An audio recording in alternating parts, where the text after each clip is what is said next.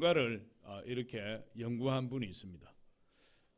그분이 미국의 정치 명문가들을 점수로 환산해서 워싱턴 포스트지에 게재를 했는데 거기에 나열된 정치 명문가들을 쭉 보면 클린턴 대통령 가문, 또 부시 대통령 가문, 애덤스 대통령 가문, 루즈벨트 대통령 가문, 룸니, 또 고어 부통령, 이런 대통령과 부통령을 지낸 많은 가문들이 미국의 정치 명문가로 이름을 올리고, 또 록펠러 같은 그런 사람도 미국의 정치 명문가로 이렇게 이름을 올렸어요. 그런데 그 중에 최고의 명문가 어떤 명문가냐 하면 케네디가입니다. 이 케네디가는 이 스티븐 헬스가 점수를 매겨보니까 96점을 받아서 1위를 했어요. 96점을. 근데 이 케네디가는 대통령을 한 사람 배출했고 법무부 장관도 배출했고 3명의 상원 의원과 4명의 하원 의원, 부주지사, 강요, 수많은 정치인들을 배출해서 미국의 최고의 정치 명문가로 인정을 받았어요. 그런데 그 케네디 가문의 존 F 케네디 대통령이 미국의 대통령이 되었죠. 존 F 케네디가 대통령이 당선되면서 그 명예가 절정에 달하게 되었는데, 그런데 이 존 F 케네디 대통령이 당선되고 나서 1963년도에 텍사주 댈러스의 46세의 나이로 암살되고 말았어요. 그러고 나서 그 케네디 가문의 비극이 시작이 되었는데, 이 케네디가 대통령이 당선되고 나서 어떤 일을 했냐면 그때까지만 해도 미국 공립학교에서 수업 시간에 선생님이 먼저 대표 기도를 하고 또 학생들에게 이 성경을 가르치고 그리고 기도를 가르치고 그렇게 했습니다. 그런데 이 케네디가 대통령이 되고 나서 종교의 중립을 확실하게 지킨다는 명목으로, 종교의 자유를 확실히 한다는 명목으로 그 공립학교에서 지금까지 행하던 기도를 하지 못해 금지시키고 종교 교육을 금지시키고 성경 가르치는 것을 금지시켰어요. 그때 이후부터 이 존 F 케네디 대통령의 문제가 생기기 시작했는데, 존 F 케네디 대통령이 암살되던 그 해에 태어난 막내 아들이 이틀 만에 세상을 떠나게 되었고, 그리고 이 케네디 대통령의 장남 존 F 케네디 주니어가 1999년도에 뉴욕에서 비행기를 몰고 가다가 바다에 추락해서 그 비행기에 타고 있던 자기와 그다음 자기 아내와 처제 세 사람이 동시에 같은 날 사망했습니다. 그리고 존 F 케네디 대통령의 동생이었던 로버트 케네디가 로버트 케네디 상원 의원이 42세의 나이로 팔레스타인 젊은 청년에게 암살을 당해버렸고, 이 로버트 케네디 상원 의원의 이 셋째 아들인 데이비슨 이 약물 과다 복용으로 약물 중독이 되어서 호텔에서 시체로 발견이 되었습니다. 그리고 로버트 케네디 이 상원 의원의 여섯째 아들인 마이클 케네디는 스키를 타다가 나무에 충돌해서 그 자리에서 즉사해버리고 말았어요. 그렇게 케네디 가문이 멸망해 갔습니다. 무너져 갔습니다. 그리고 지금 와서는 이 케네디 가문이 별 볼 일 없는, 역사적으로는 유명한 정치 가문으로 남아있지만은 지금에 와서는 전혀 존재감이 없는 그런 가문이 되어버리고 말한 거죠. 성경에 보니까 참새 한 마리도 하나님의 허락 없이는 떨어지는 법이 없다. 마태복음 10장 29절에 보니까 참새 한 마리도 하나님께서 허락하지 아니하시면 떨어지지 않는다 그랬어요. 여러분, 그 누구도 미국의 최고의 명문가인 케네디 가문의 몰락을 예언한 사람은 없지만, 그러나 하나님은 묵묵히 역사를 써내려가고 계신다. 할렐루야. 오늘 본문에 보니까 엘리의 두 아들 흠니와 비느하스와 한나의 아들인 사무엘이 계속해서 비교되고 있습니다. 교차 비교를 하고 있어요.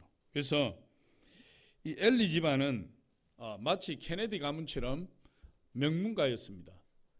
그 당시에 대제사장은 재정일치의 시대니까 정치와 종교를 같이 이끌어가는 사람이에요. 대제사장보다 높은 사람이 없습니다. 모든 이스라엘 민족들이 다 부러워하는 그런 명문가였고, 그리고 모든 백성들이 다 엘리 제사장을 찾아올 수밖에 없는, 1년에 3번은 무조건 찾아와야 되는 어떤 그런 위치에 있는 아주 훌륭한 그런 가문이. 그슬러 올라가면 이 엘리 가문은 누구를 조상으로 하고 있느냐? 하나님께 크게 쓰임받은 아론을 조상으로 하고 있는. 이스라엘의 대제사장은 아론의 자손만이 됩니다. 레위 지파 중에서도 제사장이 나올 수가 없고, 레위 지파 가운데서 아론을 조상으로 한 아론의 후손들만 대제사장이 되고 제사장이 되는 거예요. 그러니까 명문가 중에서 명문가요, 케네디 대통령 가문과는 케네디 가문과는 비교도 할 수 없는 그런 명문 가문입니다. 그런데 그 명문 가문임에도 불구하고 이 사무엘과 비교를 하고 있는데, 반면에 이 사무엘의 가문은 에브라임 지파의 산골에서 이름도 없이 빛도 없이 아무 명성도 없이 살아가는 평범한 사람에 불과한, 전혀 알려지지 않는 그런 인물이에요. 그런데 이 사무엘은 어머니 한나가 기도하여 낳은 아들이다. 우리가 저번 시간에도 이렇게 살펴보았는데, 한나가 자식이 없어 고통할 때 하나님의 성소 실로에 나와서 그 성소에서 눈물로 부르짖고 오랜 시간 그 자리에 앉아서 자리를 떠나지 아니하고 깊은 기도를 하나님께 드렸을 때 하나님께서 엘리 제사장을 통해서 자식에 대한 약속을 주셨는데, 그 약속을 믿고 가서 그 다음 해에 사무엘을 낳게 된 겁니다.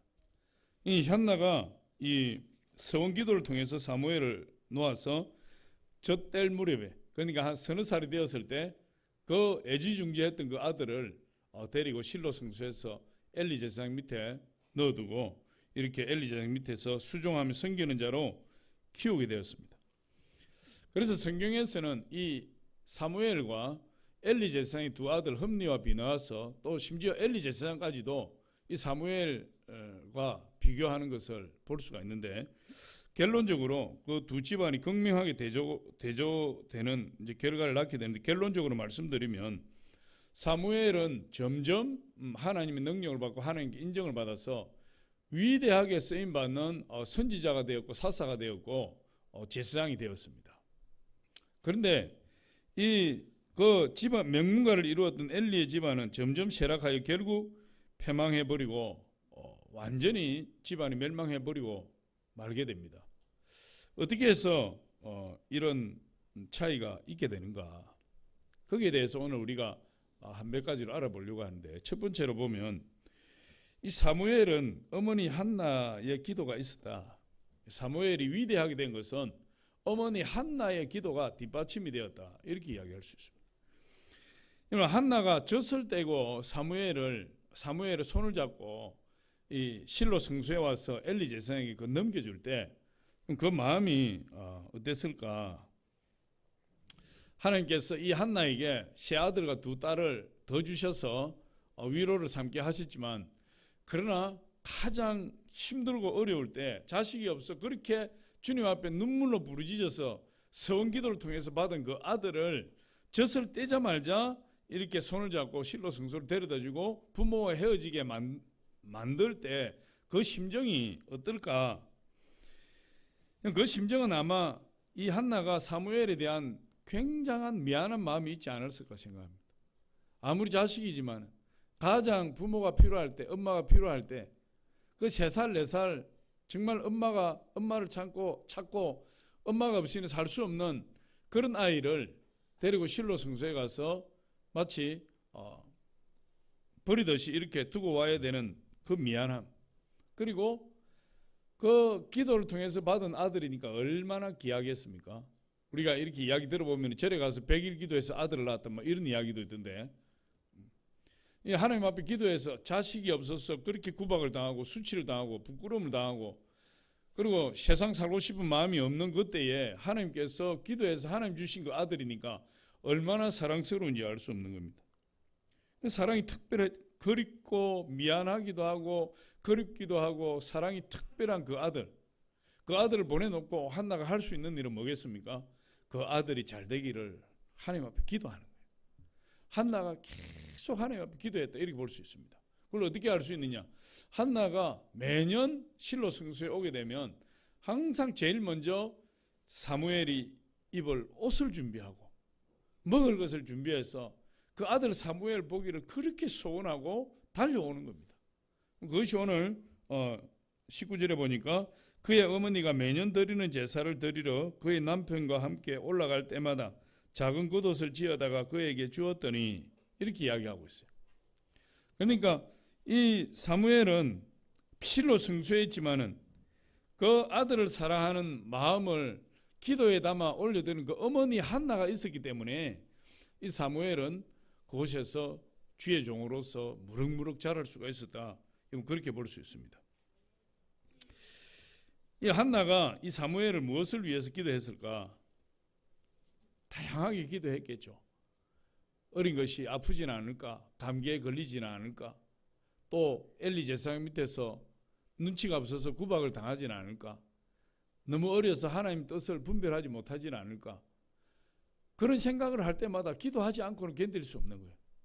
밤마다 눈물을 흘리며 그 어린 자식을 위해서 하나님 앞에 기도를 올리고 그렇게 해서 그 자식이 잘 되기를 바랐던 것이 이 한나의 마음이다. 이렇게 이야기할 수 있습니다.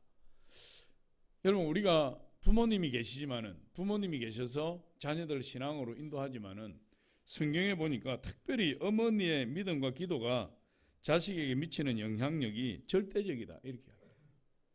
어머니, 우리 교회도 어머니들이 많은데 어머니의 믿음과 기도가 자식에게 미치는 영향은 아버지의 영향보다도 훨씬 크다. 훨씬. 성경에 보니까 이 디모데는 바울의 수제자가 되었고 후계자가 되었는데 이 디모데의 믿음이 어디서 왔느냐 보니까 그 아버지의 믿음을 따른 것이 아니라 그 외할머니와 그 외할머니의 믿음이 어머니에게 이르고 그 어머니의 믿음이 디모데에게 이르렀다. 그래서 디모데가 아주 훌륭한 믿음을 가지고 있었고 사도 바울의 눈에 띄어서 사도 바울의 후계자로 세워질 수 있었다. 이렇게 이야기합니다. 디모데후서 1장 5절에 보니까 우리 같이 한번 읽어보면 시작. 이는 내 속에 거짓이 없는 믿음이 있음을 생각함이라. 이 믿음은 먼저 내 외조모 로이스와 내 어머니 유니게 속에 있더니 내 속에도 있는 줄을 확신하노라. 아버지에 대한 언급은 별로 없어요. 누구에 대한 언급? 외할머니 로이스 그리고 어머니 유니게. 그 외할머니의 믿음이 어머니에게 전수가 되었고 그 어머니 유니게의 믿음이 디모데에게 전수가 되었다. 그래서 디모데가 아주 훌륭하게 반듯하게 하나님을 사랑하고 하나님 충성하는 그런 믿음의 사람으로 성장할 수 있었던 것이 그 어머니의 신앙이 그에게 이르렀기 때문이다. 이렇게 이야기하는 거예요. 그러니까 어머니의 신앙이 자식에게 미치는 영향력이 거의 절대적입니다. 우리 많은 어머니들께서 자식을 위해서 많이 기도하시기 바랍니다. 할렐루야. 자식을 위해서 기도하고 우리 청년들은 아직 결혼 안 했으니까 나는 자식이 없는데요 이러지 말고 결혼하면 이제 자식들을 가지게 될 텐데 지금부터 아는 것이 축복입니다. 할렐루야. 여러분 이런 사실을 몰라서 신앙으로 키우지 못한 어머니들이 이 땅에 수없이 많은 겁니다. 그런데 그것을 결혼하기 전에 미리 교육을 받아서 알고 있다면 자식을 위해서 기도하는 어머니가 되면 얼마나 큰 축복이겠습니까?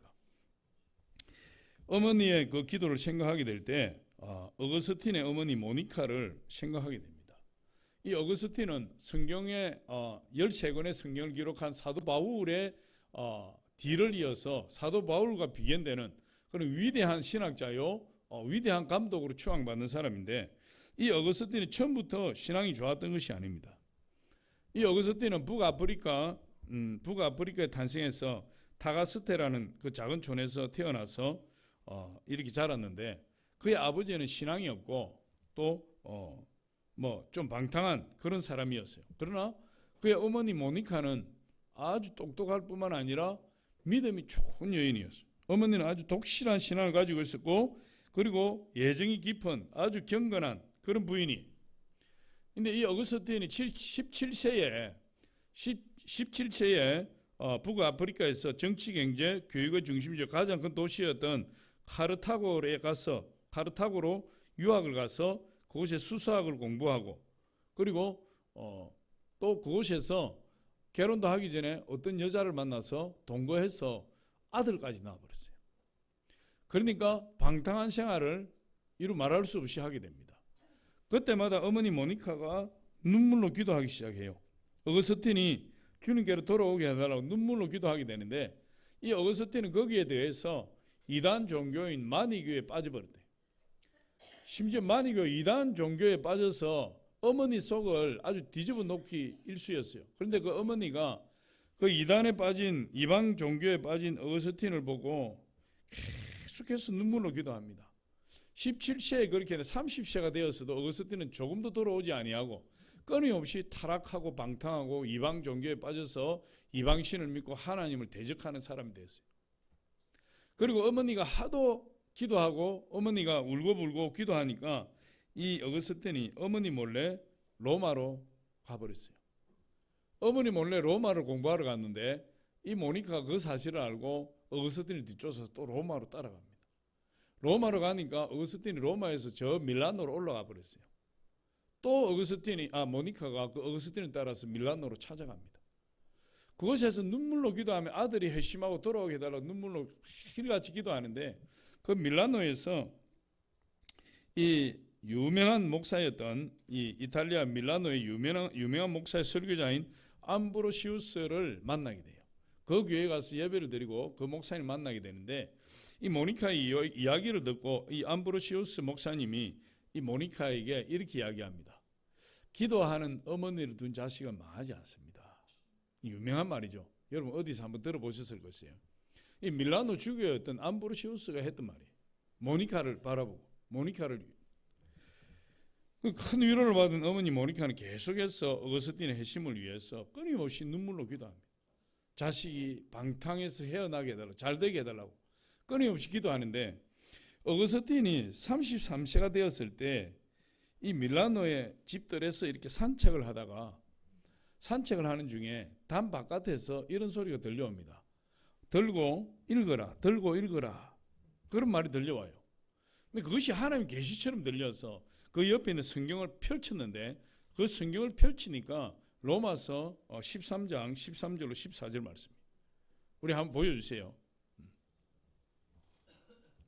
로마서 13장 13절로 14절 말씀. 거기에 보니까 이렇게 기록하고 있습니다. 낮에와 같이 단정히 행하고 방탕과 술 취하지 말며 음란과 호색하지 말며 쟁투와 시기하지 말고 오직 주 예수 그리스도의 옷을 입고 정욕을 위하여 육신의 일을 도모하지 말라. 다시 한번 보여주세요. 우리 같이 한번 읽어보겠습니다. 시작.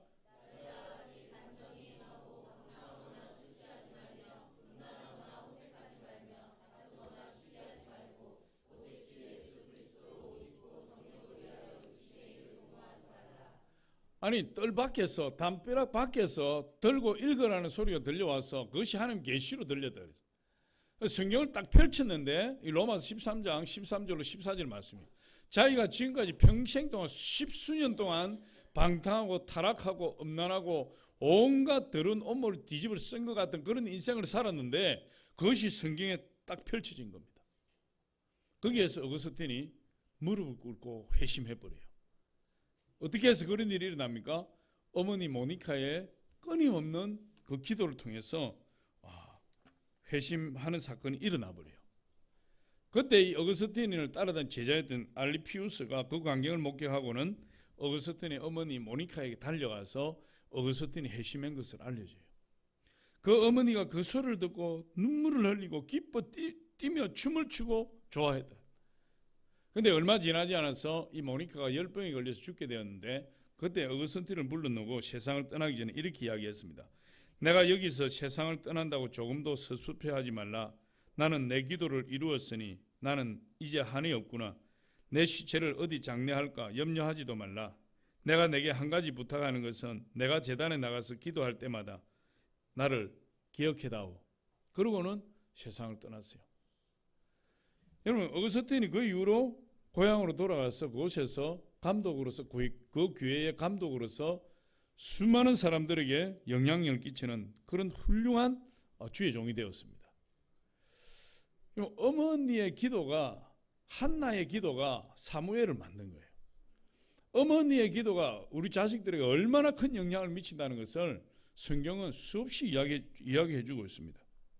그다음에 두 번째로 보니까 향약을 좋아하는 어머니의 자식은 불행해진다. 향약 말이 발음이 좀 발음이 좀 잘 안 되는데 향약. 한번 따라해보세요. 향약. 여러분도 마찬가지예요. 세상 쾌락을 좋아하는 어머니를 둔 자식은 불행해집니다. 따라해보세요. 세상 쾌락을 좋아하는 어머니를 둔 자식은 불행해진다.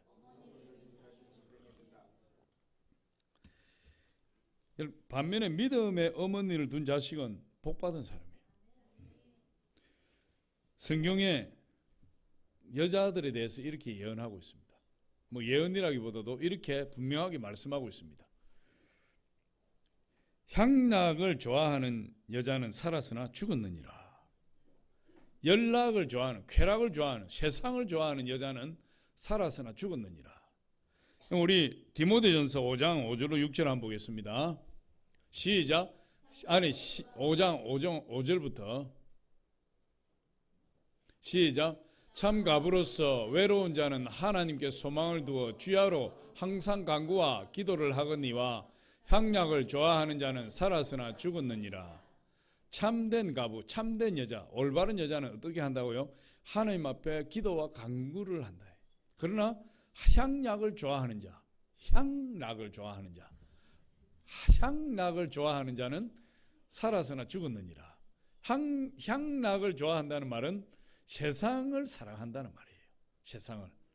세상 가치관에 사로잡혀 있다는 거예요. 세상의 쾌락을 좋아한다는 거예요. 그런 여자는 살았으나 죽었다. 여러분 그렇게 이야기를 해요. 우리 야고보서 4장 4절 한번 보겠습니다. 야고보서 4장 4절 시작. 가늠한 여인들아 세상과 벗된 것이 하나님과 원수됨을 알지 못하느냐. 그런즉 누구든지 세상과 벗이 되고자 하는 자는 스스로 하나님과 원수되는 것이니라. 세상과 벗된 것이 하나님과 원수가 된다.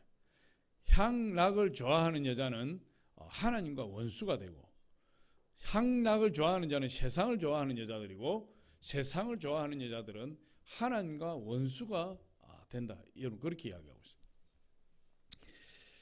자식을 위해서 밤낮으로 성전에 나와 기도하는 어머니를 둔 자식은 얼마나 복된 자식인지 알 수 없습니다. 요셉은 30세에 국무총리가 애굽의 국무총리가 되었습니다. 30 약간의 나이에 애굽의 국무총리가 되어서 이스라엘 백성들을 구원할 뿐만 아니라 온 세계민들을 다 구원하는 그런 위대한 일을 감당한 인물이에요. 세계적인 인물입니다. 그런데 이 요셉이 어릴 때 보면 이 요셉의 어머니 라헬인데 그 어머니 라헬이 이방신을 섬기는 우상숭배자였어요. 그럼 요셉은 위대한 인물인데 그 어머니는 이방신을 섬기는 우상숭배자였다. 그런데 이 어머니가 보니까 그 어머니의 아버지 라반의 드라빔 우상 단지를 숨겨서 자기 치마 밑에 넣어서 훔쳐서 나왔어요. 그것을 가지고 가나안 땅으로 들어가는 겁니다. 그 아버지 라반이 그 드라빔이 잊어버린 것을 알고 추적을 해서 그 딸들을 잡아서 그 드라빔을 내놓으라고 이야기하는데 이 라헬이 거짓말까지 하면서 그 드라빔 우상의 물건을 내어놓지 않고 있습니다. 그 내용이 이제 창세기 31장에 다 기록되어 있는데 우리 창세기 31장 34절로 35절 말씀 한번 같이 읽어봅니다. 시작. 라헬이 그 드라빔을 가져 낙타 안장 아래에 넣고 그 위에 앉은지라 라반이 그 장막에서 찾다가 찾아내지 못하며 라헬이 그의 아버지에게 이르되 마침 생리가 있어 일어나서 영접할 수 없사오니 내 주는 노하지 마소서 하니라. 라반이 그 드라빔을 두루 찾다가 찾아내지 못한지라. 그런데 드라빔은 우상인데 그것을 치마 밑에 집어넣고 안장에 앉아서 끝까지 거짓말하고 그것을 가지고 가나안 땅으로 들어가는 겁니다. 여러분 하나님께서는 이 요셉을 이스라엘 백성들을 보호하고 구원하는 큰 위대한 구원자로 쓰시려고 작정을 하고 있는데 그 어머니가 이 신앙이 없고 하나님 믿는 것이 아니라 우상을 섬기고 세상을 연락하는 그런 사람이었어요. 그러니까 그런 어머니 밑에서 자란 자식은 불행한 겁니다. 그런 어머니 밑에서 이 요셉을 맡기고 요셉이 그 품에서 자라야 된다고 생각을 할 때 요셉의 인생이 그런 위대한 인물이 될 수가 없어요. 그래서 성경에 보니까 하나님께서 이 라헬을 가나안 땅에 들어가기 전에 베들레헴 근처에서 그 동생 베냐민을 출산하다가 죽었다 그랬어요. 그것이 물론 출산하다가 죽는 경우도 많았지만은 성경의 영적인 의미를 볼 때 하나님께서 요셉을 위대한 인물로 쓰시기 위해서 요셉의 신앙을 제대로 지도할 수 없는 그 어머니를 데려가 버리셨다. 그렇게 볼 수 있는 겁니다. 요셉은 결국 어머니 없이 자랐는데 누구 밑에서 자랐습니까? 아버지 야곱 밑에서 자랐습니다. 아버지 야곱은 위대한 신앙인입니다. 엄청난 믿음의 인물이에요. 그 아버지 밑에서 사랑을 받고 신앙 교육을 받고 자랐기 때문에 요셉이 13년 동안 종으로 노래를 팔려갔지만은 그가 30세에 되었을 때 세상을 구원하는 위대한 인물로 쓰임받게 된 것을 우리가 볼 수 있어요. 사무엘 스마일즈라는 분이 인격론이라는 책을 썼는데 거기에서 이렇게 이야기합니다. 가정에서 어머니가 훌륭한 본을 보이는 것이 중요한 것은 어머니가 아버지보다 아이의 행동과 태도에 더 큰 영향을 미치기 때문이다. 여러분 그렇게 이야기하고 있습니다. 어머니의 신앙을 대수롭지 않게 여기면 큰일 납니다. 자식이 누구의 믿음과 기도를 통해서 성장하느냐? 어머니의 믿음과 기도를 통해서 성장합니다. 그럼 저와 여러분이 얼마나 복된 사람인지 알 수 없어요. 우리는 교회 나와서 하나님을 섬기고 또 자식을 위해서 기도하지만 세상에 수많은 어머니들은 어떻게 하든지 세상 방법으로 자식들을 키우려고 애를 씁니다. 그런데 여러분들은 이 교회 나와서 기도하고 그 어머니 기도를 통해서 자식들의 성공을 기원하고 그리고 끊임없이 자식들의 앞날을 위해서 믿음을 위해서 그의 장래를 위해서 기도하는 어머니가 되었으니 얼마나 여러분의 자식들이 축복을 받았는지 알 수 없어요. 할렐루야. 속으로 나는 좀 부족한데 이렇게 생각하는 분도 있을 수 있겠지만 그래도 여러분은 위대한 어머니입니다. 할렐루야. 여러분 어거스틴과 같은 위대한 인물, 요셉과 같은 세계적인 인물, 그런 인물이 탄생하려면 어머니의 기도가 필요해요. 어느 은퇴한 선교사 부부가 사랑하는 아들에게서 편지 한 통을 받았습니다. 그 편지에는 이렇게 적혀 있어요. 아버지 어머니, 제가 이번에 잡지를 만들기로 했습니다. 저를 위해서 기도해 주세요. 그리고 가능하시면 돈을 좀 보내주세요. 이건 실화인데 중국에서 평생 선교 사역을 마치고 은퇴한 그 은퇴사 부부에게 아들이 편지를 보내서 잡지사를 차리려고 하니까 돈을 좀 보내주십시오 이랬어요. 그러니까 그 부모가 평생 선교사로 중국 오지에서 사역하다가 은퇴했는데 무슨 돈이 있겠습니까? 그래도 노후를 위해서 조금씩 저축해 놓은 $600를 찾아가지고 전부 다 보내주었어요. 그리고 그 아들의 사업을 위해서 부부가 매일같이 눈물로 기도합니다. 그 $600, 부모의 생명 같은 $600를 받은 그 아들은 그 돈의 남다른 의미를 알고는 열심을 다해서 기도하면서 열심을 다해서 사업을 했어요. 그리고 그 잡지사를 발전시키고 잡지를 만들어내었는데 결국 그 잡지가 세계적인 잡지로 유명해지게 되었습니다. 그 아들의 이름은 헨리 루스고 그 잡지는 오늘날 세계 최고의 잡지인 타임지입니다. 하나님께서 그 부모의 기도를 자녀를 위한 부모의 기도를 들어주십니다. 할렐루야. 여러분 나와서 자녀를 위해서 기도할 때 하나님께서 반드시 그 기도를 잊지 않고 들어주신다는 사실을 기억하시기 바랍니다.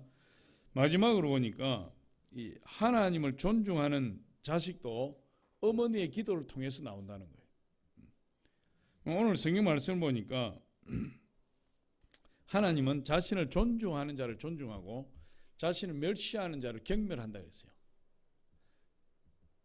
그런데 그 자식들이 하나님을 존중하고 하나님을 섬길 수 있는 것은 그 어머니의 기도를 통해서 이루어진다는 거예요. 한나의 기도로 자란 이 사무엘은 엘리 제사장 밑에서 훌륭하게 자라서 위대한 종이 됩니다.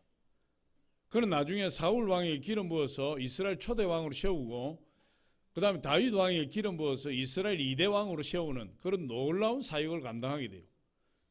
아주 위대한 인물로 세워지게 됩니다. 반면에 엘리의 두 아들은 전혀 그렇지 못했다. 그 사역을 누가 해야 되느냐 하면 엘리 제사장이나 엘리 제사장의 아들인 흠니와 비나하스 제사장 두 사람이 왕에게 기름 부어서 왕으로 세워야 되는 그 사역을 감당해야 되는데 그들은 그 사역을 감당하지 못하고 전혀 그렇게 하지 못하고 사무엘이 기름 붓는 사역을 감당하게 돼요. 그러면은 엘리 제사장 아들인 흠니와 비나하스가 어떻게 해서 그렇게 하나님 앞에 쓰임 받지 못하고 하나님 앞에 버림받게 되었는가?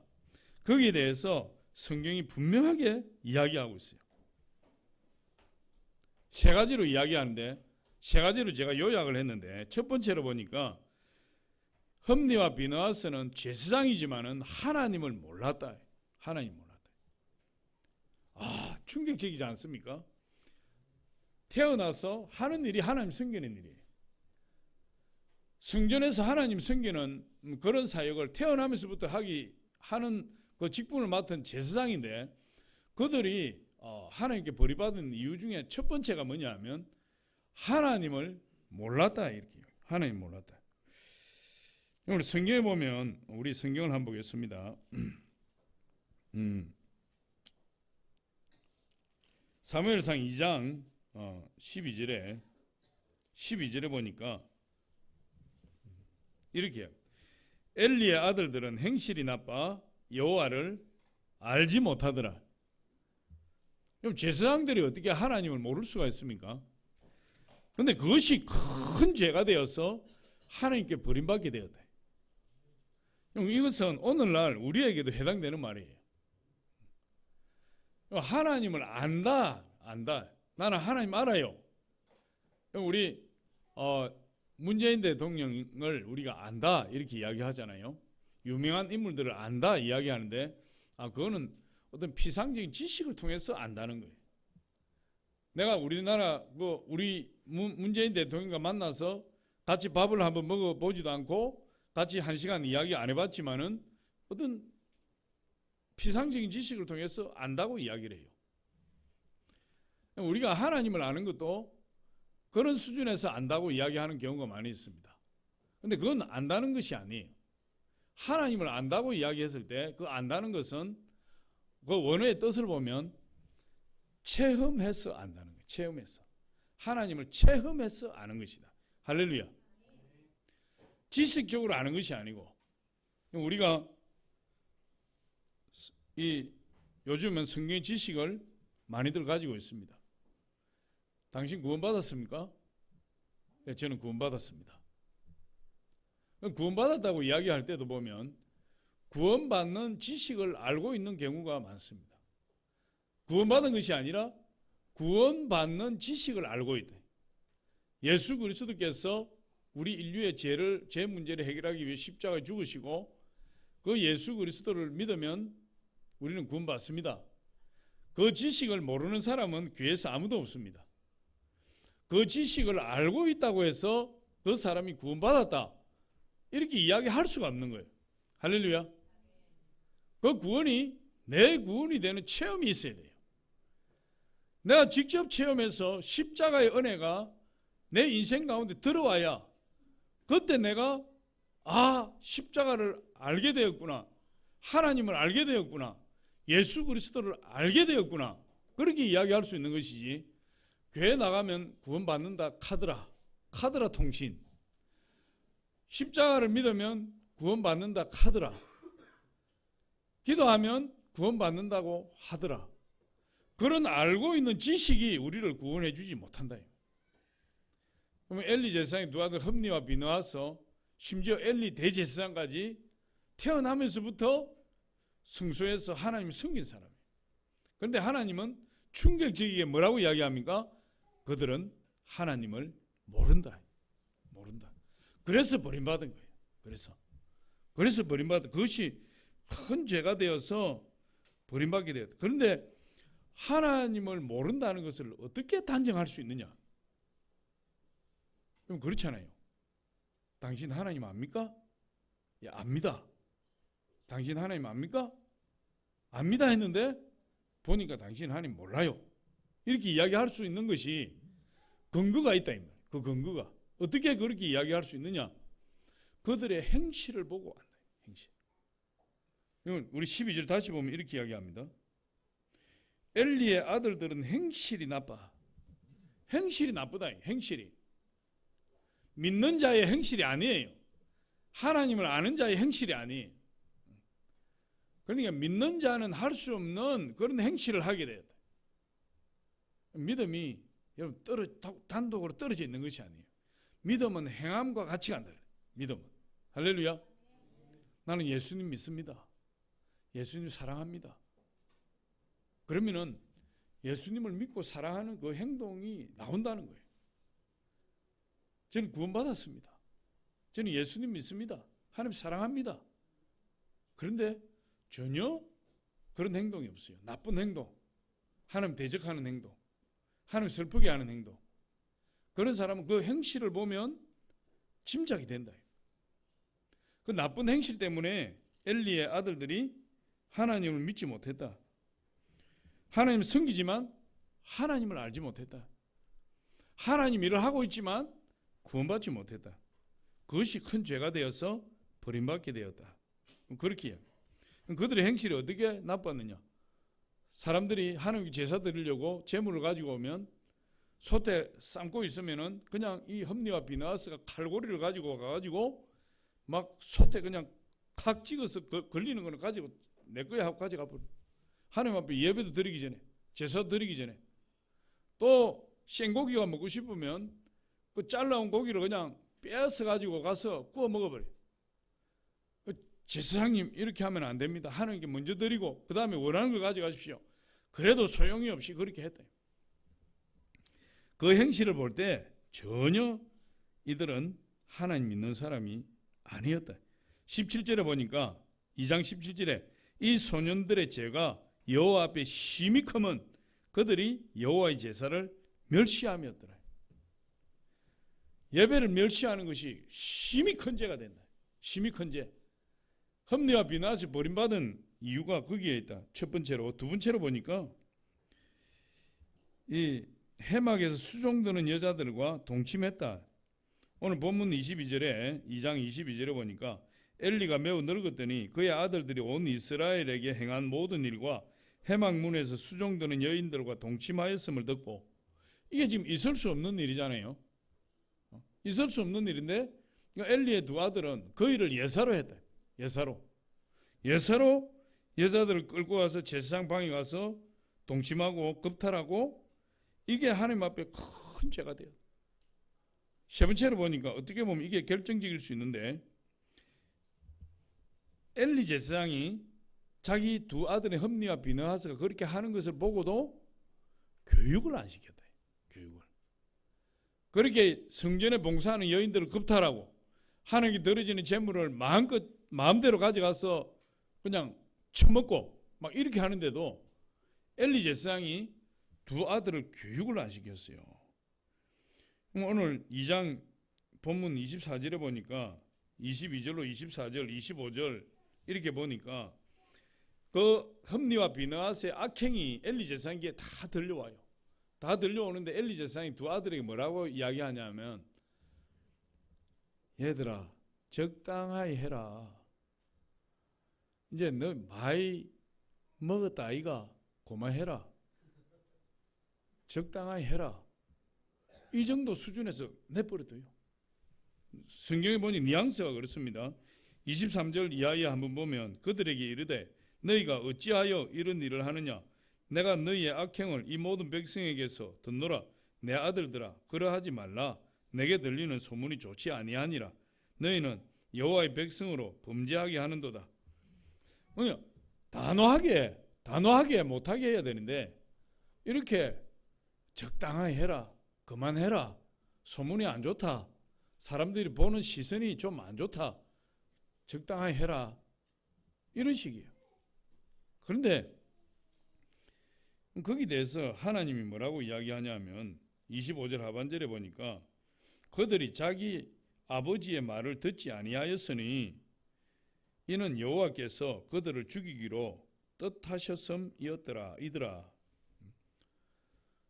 근데 그 아버지가 교육을 제대로 안 시키고 부모가 신앙 교육을 제대로 안 시키고 그 아들들도 그 부모의 말을 우습게 여기는데 그것은 바로 하나님이 바로 죽이실 작정을 했대요.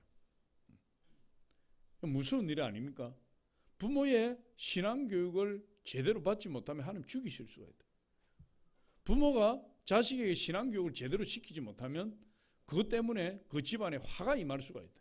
이게 그 세 가지 죄가 제가 이제 세 가지 죄라는 제가 나름대로 정리한 겁니다.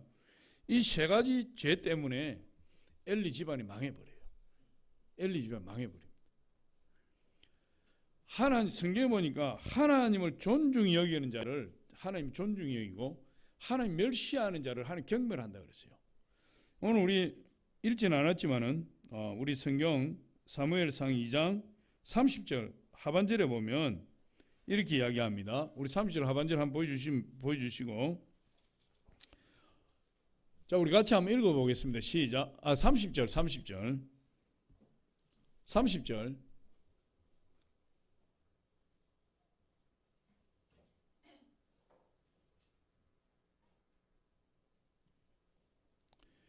우리 같이 한번 읽어봅니다. 시작. 그러므로 이스라엘 하나님 나 여호와가 말하노라 내가 전에 내 집과 내 조상의 집이 내 앞에 영원히 행하리라 하였으나 이제 나 여호와가 말하노니 결탄코 그렇게 하지 아니하리라. 나를 존중히 여기는 자를 내가 존중히 여기고 나를 멸시하는 자를 내가 경멸하리라. 우리 하나님은 우리보다도 더 실존적인 분이에요. 우리 하나님 상처도 잘 받으시고 시기 질투도 많으시고 우리 하나님은 우리보다 훨씬 더 인격적인 거예요. 우리 하나님은 하나님을 존중히 여기는 자를 한없이 존중합니다.